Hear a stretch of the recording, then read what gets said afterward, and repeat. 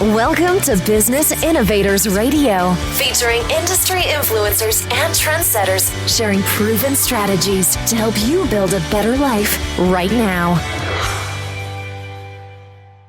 Hello, listeners. Welcome to Business Innovators Radio. This is your host, Constant Taylor. Today, we have a very special guest on the show, and they're going to share some very exciting information with us. So, if you're looking to increase your personal and professional effectiveness, then you've come to the right place. Our special guest today is Charlene Ann Nelson. Charlene has been speaking professionally for over 15 years. The content that she primarily speaks on is marketing, positioning, branding, innovation, and passion. Charlene, welcome to the show. Thank you, Constant. I'm excited to be here. We're excited to have you. I'd like to kick off the show by asking you if you could tell the listeners a little bit about your business and how you help them to become more successful. You know, one of the most important things for any business is to really get clear on how they want to be positioned. And that's just a fancy way of saying how you want to show up in the marketplace in a really unique way. And so I do that as a consultant, helping them get really clear on their market niche. But I also do it as a speaker. I love to put on seminars and bring in those entrepreneurs, those solopreneurs, and help them with the core business of marketing. Because when you're in business, when you're an entrepreneur, you have to be a marketer. There's no one else to do it. You got to know what you're doing.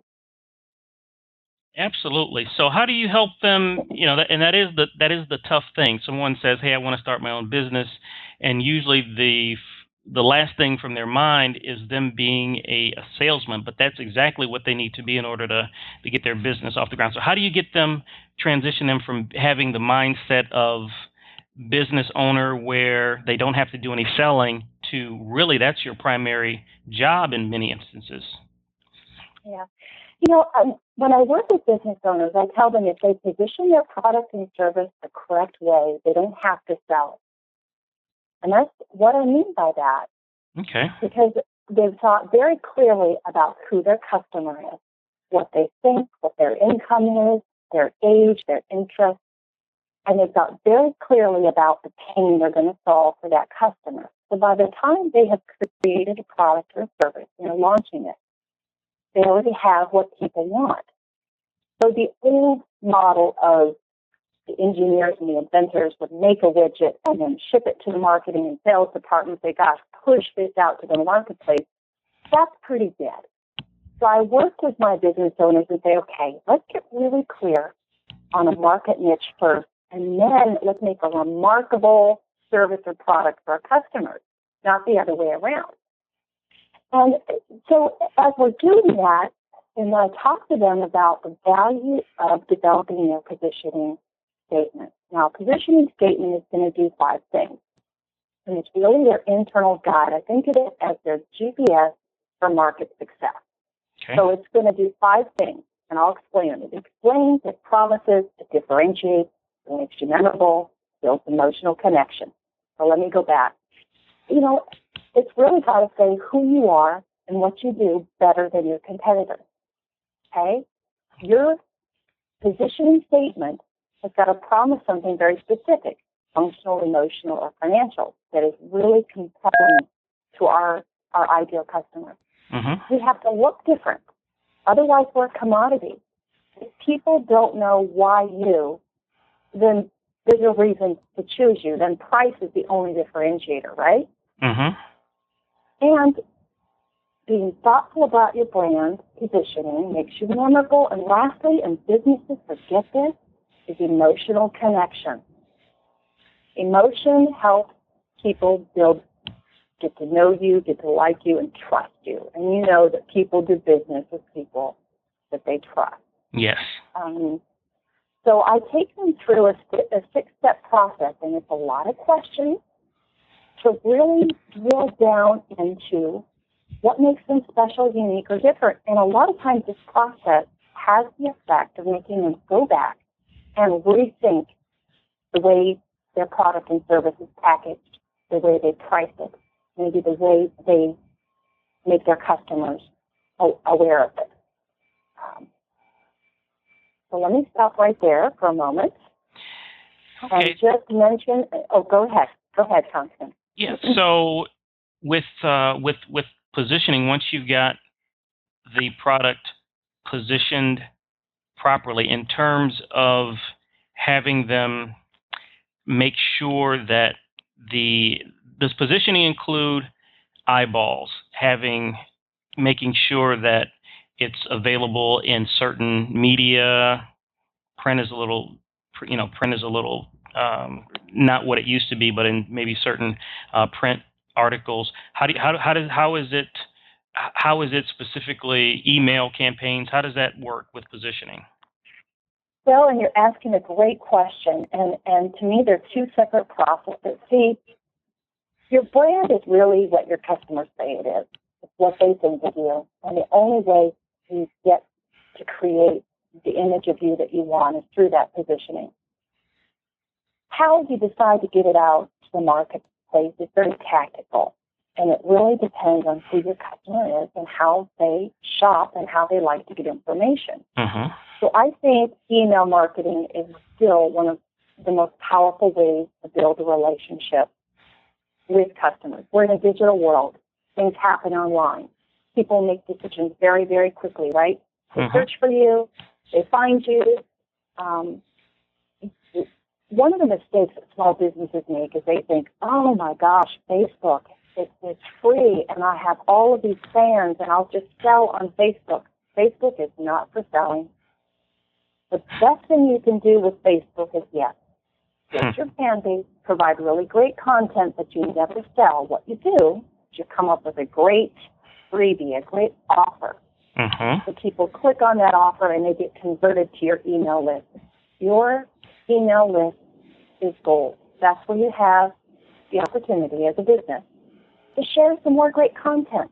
I mean, the biggest companies in the world, Microsoft, Virgin Airways, they're using email marketing to build relationships before they sell. So that's something I just want to encourage business owners. Make that part of your machine. Email marketing, it's hard. It takes work. You've got to come up with a content plan. You've got to have a really good platform. So hire somebody if you don't know how to do it yourself. Excellent. Now let's move on to innovation. How do you help customers, clients become more innovative? You know, it's part and parcel of some of the same stuff that we've talked about, but looking at the industry that they're in, if they like that industry, and looking for underserved pockets of people. That the strategic advantage for a smaller business is really to carve out a niche. Who's underserved? What really cool, wonderful product would just delight these people? And so we go high altitude, we look at their industry, we evaluate the competition, not to imitate, but to say, who's serving one small segment and doing it really well? What segment is being underserved? And how can we create something? So the example I use in my teaching is I'll say, okay, the retail clothing business is not a niche. It's an industry. Maternity clothes for women is a niche. But what if you said maternity clothes for executive women? You see how narrowing in makes you think, ooh, now we could really come up with something really terrific instead of the mass. Yes. Right? The stuff that's been created to appeal to the masses is pretty much all been invented. It'll be pretty hard to displace that. But there's always somebody coming out with something new and fresh, and I guarantee it's because they thought about the 10 to 20% of their loyal customers who love what they do, and they said, ooh, how do we make this group of people even happier? How do we wow them? So that's part of what we go through in helping people innovate. You know, it takes into consideration your operational strength, your financial capital, what you have in your tool bag to build, and sometimes it's an opportunity to get really creative and maybe do a Kickstarter or an Indiegogo campaign. So. When I think of innovation, I think of in its rawest form to me is you are killing your existing business or setting your existing business up so that it's really extinct in a few years. And the perfect example of that is Apple. When not the iPhone, but when the iPod was out, it was the hottest thing out. They could not ship enough, and Apple came out with the iPhone, which virtually cannibalized the sales of the iPod, but the success of their iPhone far exceeded the revenue that their iPod had. And I think that's one of the things, and me coming from the automotive industry, and the automotive industry not wanting to innovate or really kill their existing cash cow in order to be able to take that leap into something new, something unknown, is the challenge for many business owners, large and small. What do you think about that, Charlene? I think that's a brilliant statement and a great example. It's hard to get off the train that's giving you such good gravy. Right. And you and I both know tons of industries that are dead, or businesses within industries that are dead because they didn't. I think to me, an entrepreneur is somebody who's doing exactly that. They're coming up with something wonderful. It solves a problem. It's going to hit the marketplace, and they know that there's going to be copycatters and new inventions, especially in the world that's just fast-paced. And so the second they invent something, they're coming out with what's the next, probably not the next iteration, but what's the next thing. Okay? I don't necessarily think of innovation as an improved iPod. It's exactly what you said. Oh, it's the phone. It's the iPhone. Right. So it is. And, sometimes it's getting in a room and having crazy brainstorming sessions. I like to use this other example. A group of defense contractors were tasked with coming up with a new missile for the United States government. Okay. So here's all these smart guys in a room, and one of the questions they asked is, okay, imagine you're in the desert. What do you see? I mean, that kind of sounds ridiculous, right? But as they began to just kind of stream of consciousness and go with it, one guy said a cactus, one guy, said sand, really obvious thing, and one guy said a sidewinder snake. And suddenly they realized, a sidewinder snake doesn't see. It senses its prey through heat. Boom, that's where the sidewinder missile came from. So taking people through a creative visioning stream of consciousness process gets them out of their silos. And they have to be willing to go there and think about really wild, crazy things. And I even tell them, I just read completely different magazines, expose yourself to all kinds of media that you've never seen, because that's where the fresh ideas come from, when those dots connect. Do you ever take any of your clients through an innovative exercise like the one that you mentioned? I have. I think that's a brilliant way to stimulate ideas and thought.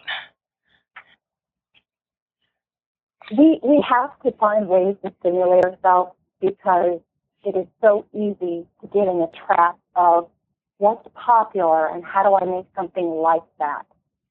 And that's a fear-based business decision, right?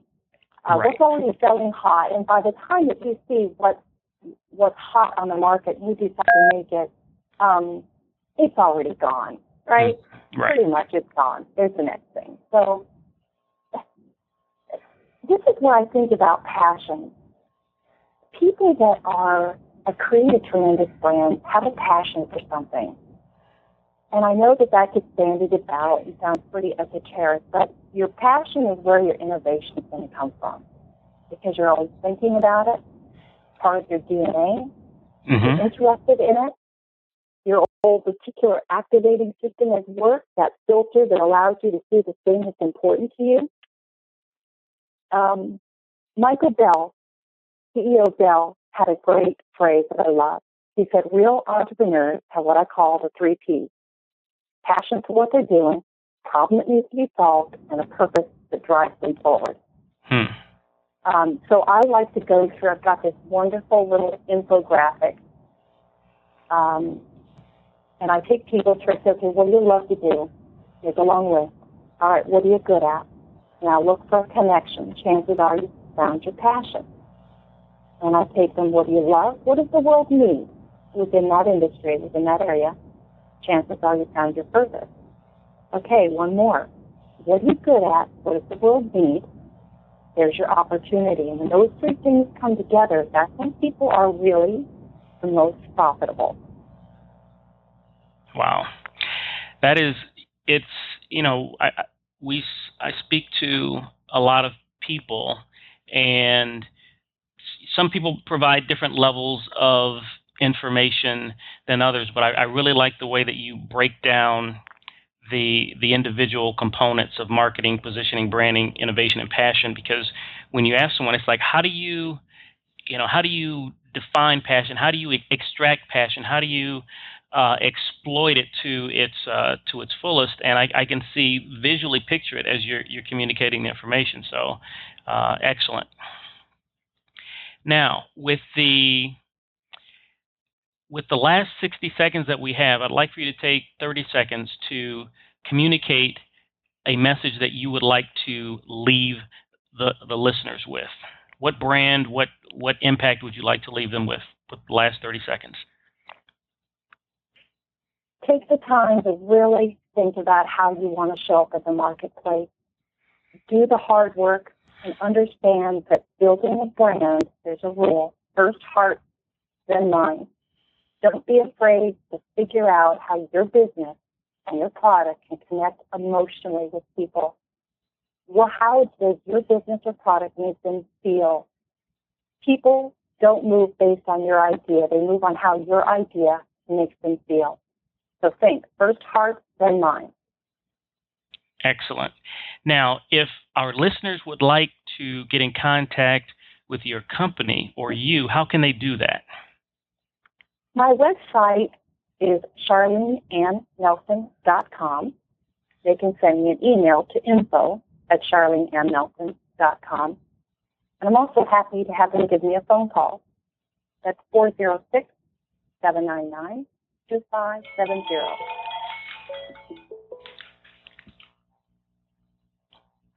Okay, repeat that one more time and that will be edited out.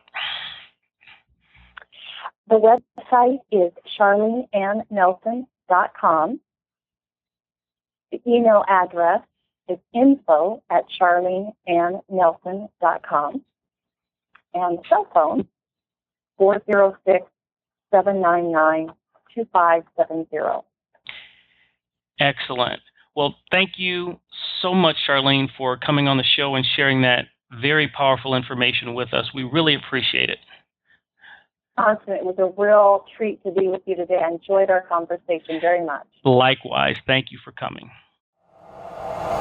Thanks for listening to Business Innovators Radio. To hear all episodes featuring leading industry influencers and trendsetters, visit us online at businessinnovatorsradio.com today.